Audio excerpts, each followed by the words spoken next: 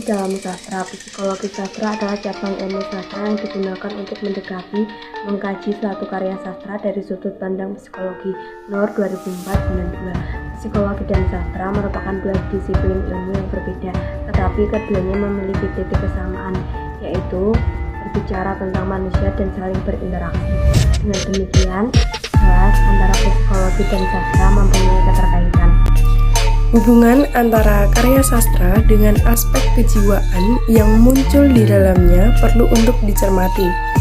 Sastrawan memperlakukan kenyataan dan dunia dengan tiga cara, yaitu manipulatif, artifisial, dan interpretatif. Siswanto 2008-46. Manipulatif adalah rekaan yang dimunculkan di dalam karya sastra.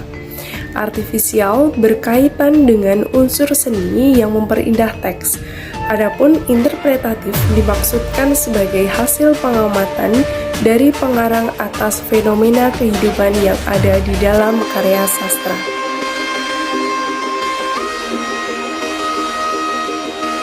Terhadap kebesaran para ahli pikir dan pujangga waktu itu, mereka dianggap sebagai orang-orang yang luar biasa, yang berbicara dan bertingkah laku di luar kesadarannya. Lalu, banyak di antaranya yang menghubungkannya bahwa yang dialami para pujangga itu adalah keadaan antara neurotik dan psikosis. Konon, tokoh yang pertama memperkenalkan dasar pendekatan psikologi ini adalah Aristoteles.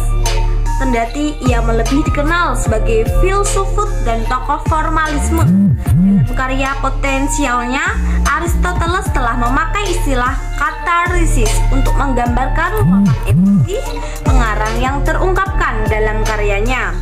Gejala psikis ini yang lalu dipakai salah satu penyelidikan psikologi sastra.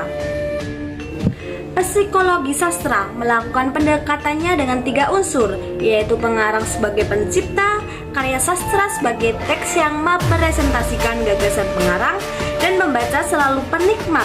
Pada tahap awal, karya sastra dianggap sebagai proyeksi pengarang. Aspek-aspek emosi yang terdapat dalam karya itu dianggap mewakili emosi-emosi pengarang. Dengan begitu, latar belakang pribadi pengarang yang menjadi beban penyelidikannya lewat pendekatan psikologi diharapkan pada terungkapkan bagaimana pengalaman pengarang sangat menentukan isi karyanya, seperti gaya, tema, dan penggambaran watak tokoh pada tokoh ciptaannya.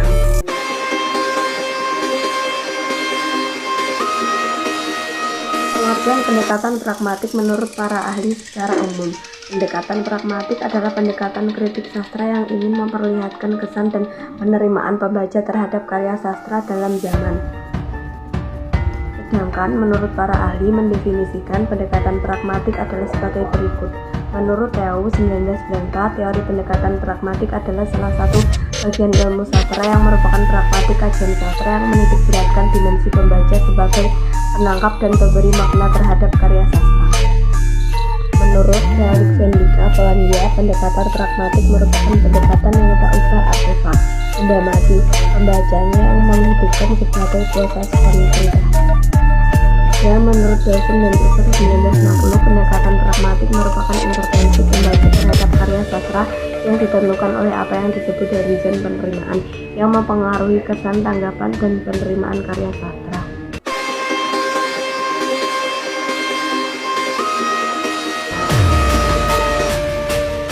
Pada tahun 1960, muncul dua orang tokoh ilmu sastra di Jerman Barat. Kedua tokoh itu adalah Hans Robert dan Wolfgang Lohr. Keduanya mengembangkan ilmu sastra yang memberikan penekanan terhadap pembaca sebagai pemberi makna karya sastra. Pada tahun 1967, Theo mengatakan bahwa penelitian sejarah di Eropa sejak lama telah menjadi jalan buntu. Hal ini karena pendekatan penulisan sejarah sastra tidak berdasarkan situasi zaman sejak zaman romantik. Dengan adanya paham nasionalisme, maka pendekatan sejarah sastra disejajarkan dengan sejarah nasional. dan pendekatan lain yang tidak menghiraukan dinamika sastra terus-menerus entah pada suatu bangsa, suatu periode, suatu angkatan, dan suatu zaman. Hal yang diterima dan dipahami oleh pembaca berpengaruh besar pada perkembangan karya sastra.